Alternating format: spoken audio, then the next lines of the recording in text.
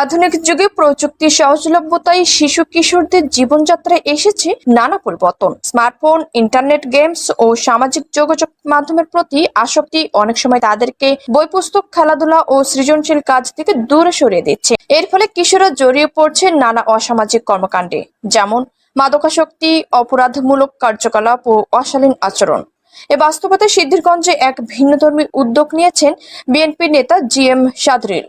সম্প্রতি সিদ্ধিরগঞ্জের ৪ নম্বর ওয়ার্ডে শিশু কিশোরদের মাঝে বিভিন্ন খেলাধুলার সামগ্রী বিতরণ করা হয়েছে।